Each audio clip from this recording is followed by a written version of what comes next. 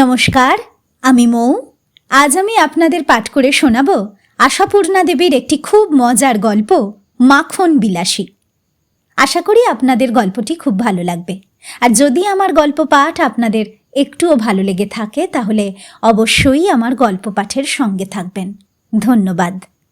শুরু করছি আমার আজকের গল্প পাঠ, আশাপূর্ণা দেবীর একটি খুব মজার গল্প, মাখন বিলাসী।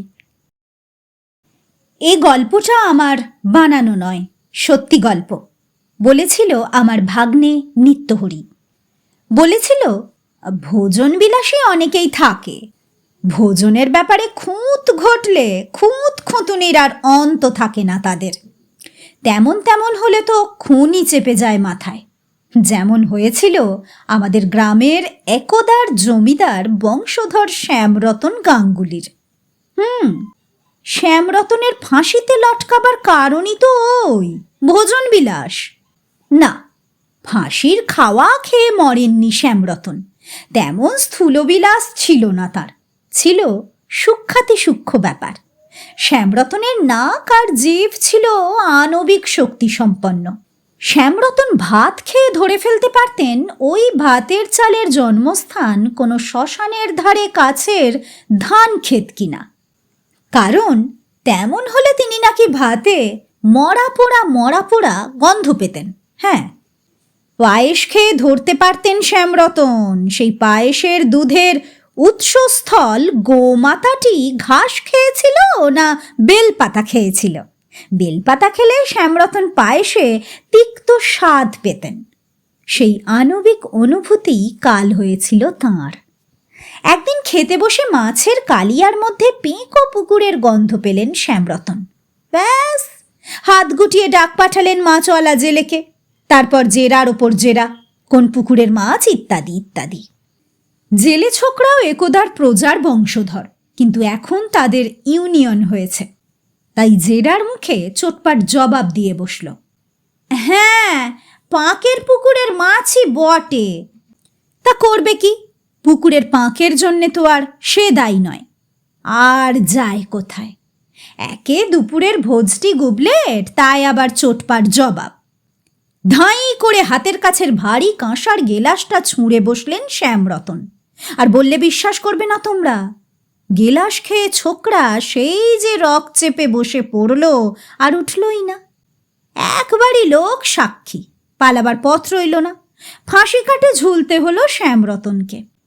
তা শ্যামরতনের মতন অত করা না হলেও ভোজন বিলাসী অনেক আছে, ওটা অনেকের দেখা। আবার শয়ন বিলাসীও আছে ঢের। শয়ন বিলাসীর সংখ্যাও নেহাত কম নয়। মশারির বাইরে মশা ঘুরলেও ঘুম ভেঙে যায়, তোষকের নিচে একগাছা চুল থাকলেও ঘুম আসে না। এমন লোক আমার নিজের চোখেই দেখা। এরা জীবনে কখনো শত প্রয়োজনেও অপর কারো বাড়িতে রাত্রিবাস করতে পারে না। এরা শয়ন বিলাসে হানি ঘটবার ভয়ে নিকট আত্মীয়ের ব্যাপারেও রাতের মরায় কাঁধ দেয় না। দূরপাল্লায় বিয়ে বাড়ি যায় না, আর 7 জন্মেও ভ্রমণে বেরোয় না। রেলগাড়ি এদের কাছে বাঘ। এরা অদ্ভুত, তবু এরা সমাজমান্য ব্যক্তি। এদের পরিচয় অল্প বিস্তর সকলেরই জানা। ভোজন বিলাসী, শয়ন বিলাসী এসব শব্দ অভিধানে আছে, কিন্তু মাখন বিলাসী আছে এ শব্দ অভিধানে? না, আমি তো দেখিনি। চলন্তিকা থেকে শুরু করে ঠাকুরদার আমলের সেই 1250 ওজনের বৃহৎ সঠিক বঙ্গাভিধান পর্যন্ত সব হাদরে দেখেছি, কোথাও পাইনি এ শব্দ। তার মানে আমাদের চাটুজ্জেদা স্রেফ স্বয়ম্ভু। তবে চাটুজ্জেদারে পরিচয় আমাদের এই পিকনিকের আগের দিন পর্যন্ত জানা ছিল না। গোলা গেরস্ত লোক আমরা, কে বা কবে পিকনিক করেছে, কিন্তু কুঁজোরও তো কখনো সখনো চিত হয়ে শুতে স্বাদ যায়। তাই আমাদের এই ভোঁদর অফিসের কেরানিদেরও পিকনিকের শখ। বারাসতে একজনের বড় লোকের একখানা আরামকুঞ্জ জোগাড় করা হলো, কোনো একজনের বন্ধুর তুতো মারফত। তারপর উৎসাহের ঘটায় পকেট হালকা করে চাঁদা উঠিয়ে ফেলা হলো অনেক। অতঃপর ফর্দ লেখা আর পরিকল্পনা চলতে লাগলো বেশ কদিন ধরে। উৎসাহের চোটে বুড়োরাও তরুণ হয়ে উঠল যেন। এরই মাঝখানে বিনা মেঘে বজ্রাঘাত। চাটুজ্জেদা বলে বসল, দেখ বাপু, আমার বোধহয় যাওয়া হবে না। যাওয়া হবে না? কথাটা শুনে ভেড়ার গোয়ালে আগুন লেগে গেল যেন। সকলে চেঁচিয়ে উঠলাম, যাওয়া হবে না মানে? চাটুজ্জেদা একটু লাজুক হাসি হেসে বলল, আমার আমার একটু মানে একটা বদঅভ্যাস আছে। তোদের তো বলছিস সকালবেলায় বেরোনো, কাজেই বদঅভ্যাস? তোমার আবার বদঅভ্যাসটা কি? নেশা টেশা করো নাকি সকালবেলা? রেগে বলি আমরা। চাটুজ্জেদা তেমনি লাজুক হেসে বলে, তা সে একরকম নেশাই। মানে আমি হচ্ছি বুঝলি একটু একটু মাখন বিলাসী। মাখন বিলাসী? বুঝলাম না, তার মানে? ও ও, সকালবেলা মাখন খাওয়ার অভ্যাস আছে? হ্যাঁ, হরিনারায়ণ মধুসূদন, এই তোমার সমস্যা? মাথা থেকে পাহাড় নামে আমাদের। সমস্বরে বলি, খেও না বাবা, খেও, যত পারো মাখন খেও। বলো বলো, ক কিলো মাখন নিয়ে যাব তোমার জন্যে? চাটুজ্জেদা মাথা নেড়ে বলে, আরে না রে বাবা, না, খাওয়া ফাওয়া না, মাখা। যেমন যেমন ভোজন শয়ন তেমনি আর কি। সকালবেলা আমি একটু তেল মাখি। তেল মাখো? তা সেটা আবার একটা ভাববার কথা নাকি? কে না মাখে? কখন মাখো? এই মানে মানে সারা সকালটাই, চা খাওয়ার পর থেকে অফিস যাবার আগে পর্যন্ত। আমরা অবাক না হয়ে পারি না। বলি, সারা সকাল ধরে শুধু তেল মাখো রোজ? বললাম তো বাপু, আমি একটু মাখন বিলাসী। আমাকে তোরা পিকনিক থেকে বাদ দে। চাটুজ্জেদাকে বাদ? যে চাটুজ্জেদা চাঁদা দিয়েছে সব থেকে বেশি। আমি আবার কর্মকর্তা দ্বীপ্রধান কিনা, তাই তেড়ে উঠে বলি, বাদ? অসম্ভব কথা বলো না চাটুজ্জেদা, অসম্ভব কথা বলো না। সারা সকালই তেল মেখো তুমি বাবা। যতক্ষণ না খিচুড়ি মাংস নামে ততক্ষণ ধরেই তুমি তেল মেখো। মোট কথা, বাদ কাউকেই দেওয়া হবে না। তোমায় তো প্রশ্নের বাইরে। চাটুজ্জেদা অন্যমনা গলায় বলে, তাই বলছিস? বলছিই তো। বেশ, ঠিক আছে, তোদের যখন এত ইচ্ছে, রওনাটা কখন? ওই তো ভোর 5:30টায়। অফিস ভ্যানটাই পাওয়া যাবে। বলে রেখেছি ড্রাইভারকে, রোজ যেমন যেমন সবাইকে তোলে সেইভাবে তুলে শ্যামবাজার থেকে মাংস, মিষ্টি আর দই কিনে সোজা এগিয়ে যাওয়া। এত সব করবি? চাটুজ্জেদা বিপন্নভাবে বলে, পৌঁছতে তো তাহলে অনেক দেরি হয়ে যাবে। দেরি আবার কিসের? শ্যামবাজার থেকে বারাসত আবার কতটুকু? 6:30টার মধ্যে পৌঁছে যাব। ঠিক আছে, ঠিক আছে। এবার চাটুজ্জেদার কণ্ঠ প্রীত। তাহলে আর অসুবিধে নেই, 6:30টাতেই শুরু করি আমি, ওটাই আমার টাইম।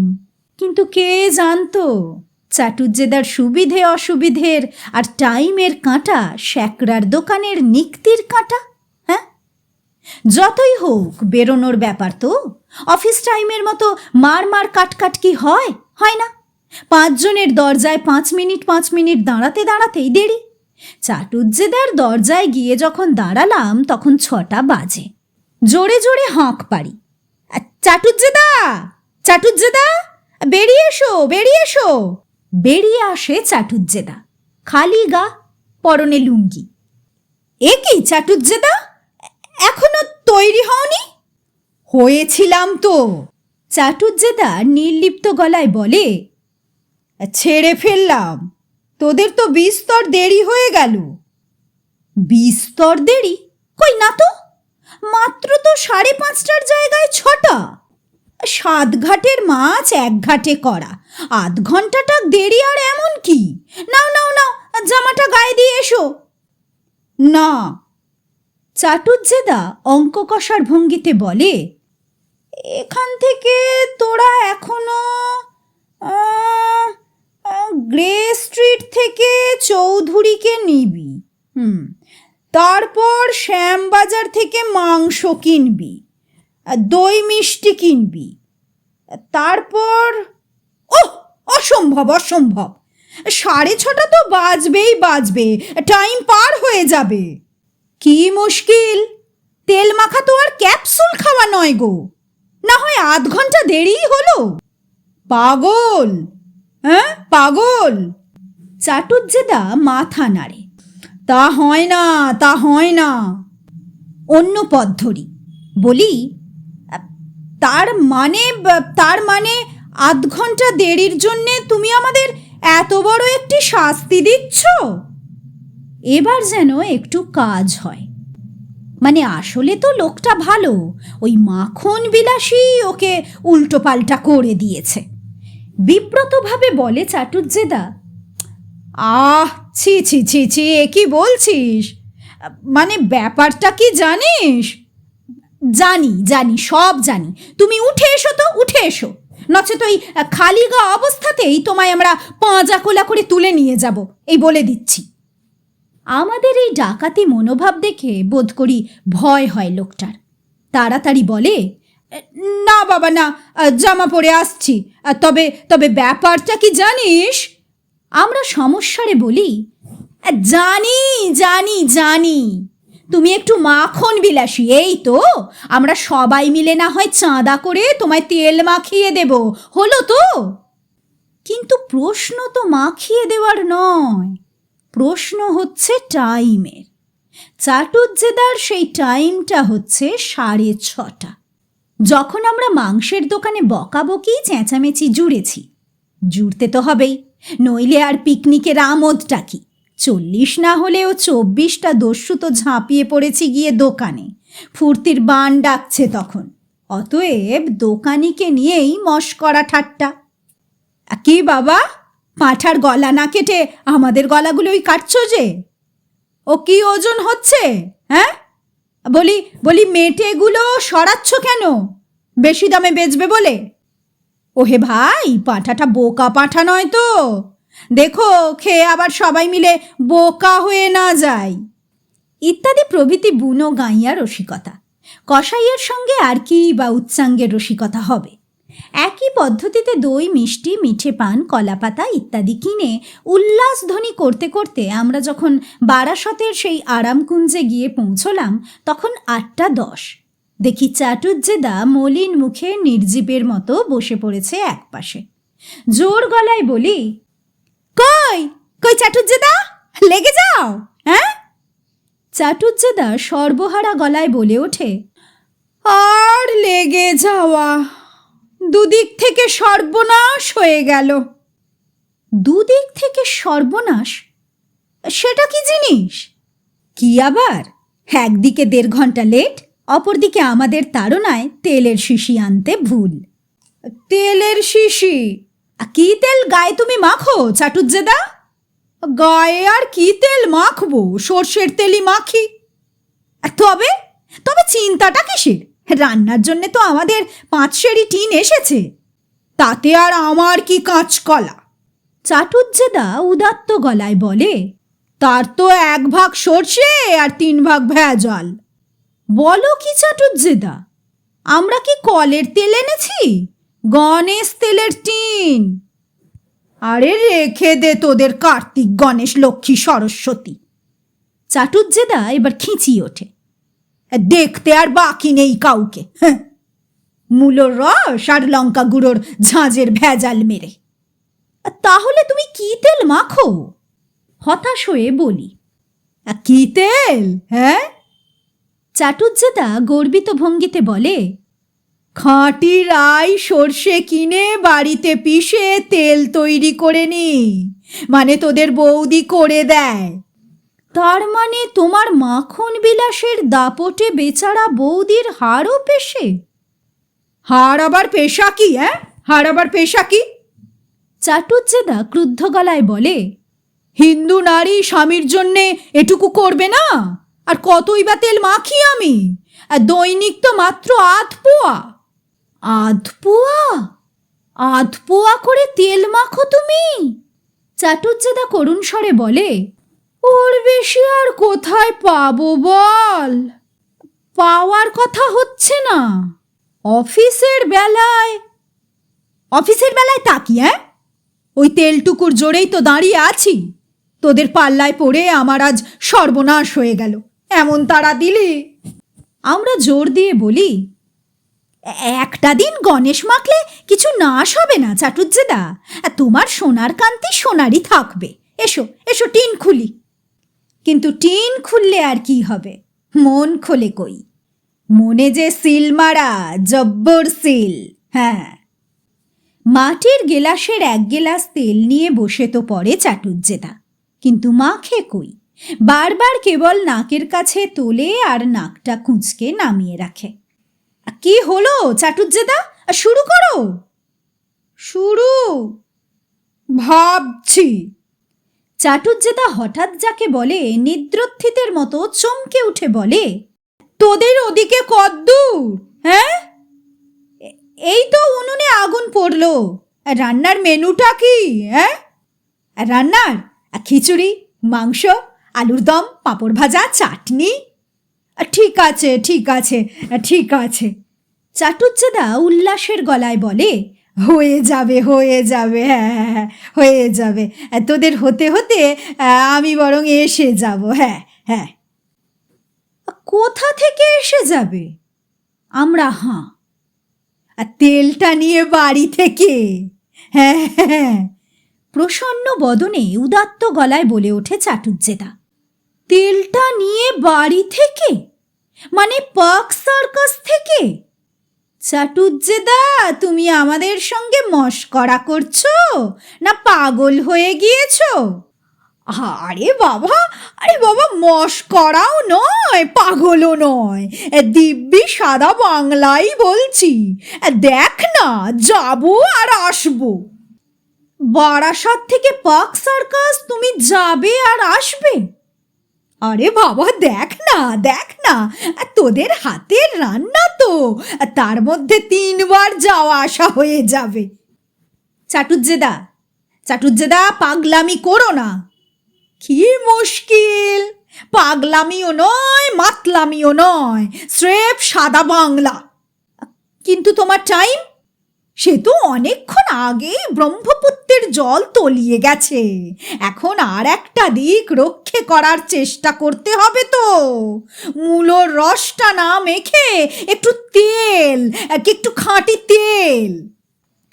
জুতোটা পায়ে গলিয়ে বীর বিক্রমে এগিয়ে যায় চাটুজ্জেদা আলো আলো মুখে। 24 জন দস্যু, 24 দুগুণে 48 বার বারণ করলাম। চাটুজ্জেদা অটল। অত ঘাবড়াচ্ছিস কেন? দেখ না, যাবো আর আসবো। তারপর আর কি? গেছে আর আসছে, মানে আসছেন। মাংস নামলো, খিচুড়ি নামলো, আলুর দম, চাটনি সব নামলো। চাটুজ্জেদার দেখা নেই। এদিকে উনুন নিবে আসছে, তার সঙ্গে উৎসাহ। তবে পাঁপড়গুলো ভাজা হোক। উত্তর, হ্যাঁ হোক। পাঁপড়গুলো তো নেতিয়ে যাচ্ছে, তবে পাতাগুলো পাতা হোক। উত্তর, হোক। মাংসটা ততক্ষণ ভাগ করা হোক। হোক। কি করা যায় অতঃপর? খিচুড়িটা হাতা হাতা পাতায় দেওয়া হোক। হ্যাঁ হোক। 2-1 জন বাদে বাকি সবাই বসে পড়া হোক। হোক। পেট তো চুঁই চুঁই, খাওয়া আরম্ভ হোক। হোক। গোড়ায় না হয় একটু একটু চাটনি চাটা হোক। তাই হোক। আরও কিছুক্ষণ পরে বাকি জনেদের যখন পেট কাঁদছে, প্রস্তাব হলো, কাক এসে ছড়াছড়ি করছে, বাকি জনেরাও বসে পড়ুক। আর অপেক্ষার মানে হয় না, মানে হয় না। কি কেলেঙ্কারি, হ্যাঁ, কি কেলেঙ্কারি! কি যাচ্ছে তাই, কি যাচ্ছে তাই, কি হোপলেস, কি হোপলেস! ব্রেনের ডিফেক্ট আছে। হ্যাঁ, নির্ঘাত, নির্ঘাত। স্ক্রু ঢিলে আছে নিশ্চয়ই, একদম। বৌদি ছাড়েনি বোধ হয়, তাই সম্ভব। হ্যাঁ, তাই সম্ভব। খেয়ে দিয়ে ঘুম মারছে, তাই সম্ভব। হ্যাঁ হ্যাঁ, তাই সম্ভব। আর যাবার সময় ভাগের খাবারটা গাড়িতে তুলে নিয়ে ওর বাড়িতে নামিয়ে দিয়ে যাওয়া হোক। হোক। ডেকচির তলা চেঁচে পুছে যখন দই মিষ্টির খালি হাঁড়িতে ভরে ফেলা হয়েছে, তখন হঠাৎ ওদিকে কোথায় শোরগোল ওঠে। এসেছে এসেছে এসেছে! কে এসেছে? ড্রাইভার? আরে ড্রাইভারের জন্য কে মরছে? এসেছে চাটুজ্জেদা। এই মার সেই মার করে তেড়ে যাই আমরা। এই তোমার যাবো আর আসবো? চাটুজ্জেদা লাজুক হাসি হেসে বলে, তেলটা হাতে নিয়ে দারুণ লোভ এসে গেল বুঝলি। ভাবলাম মেখেই যাই, মানে আর কি। কিন্তু কে তখন তার মানে কানে নেয়? সামান্য একটু তেল মাখার জন্য নিজের তো বটেই, এতগুলো লোকের আমোদ মাটি করলে তুমি। এই অভিযোগ নিয়ে তো ঝাঁপিয়ে পড়েছি সবাই একযোগে। চাটুজ্জেদা নির্বিকার, আলো আলো মুখে বলে, সামান্য কি অসামান্য সে তোরা কি বুঝবি? অতক্ষণ বিরহের পর শিশিটা দেখে ফুর্তির চোটে 3 দিনের তেল একদিনেই মেখে ফেললাম। বলেই তো ছিলাম বাপু, আমি একটু মাখন বিলাসী। হ্যাঁ,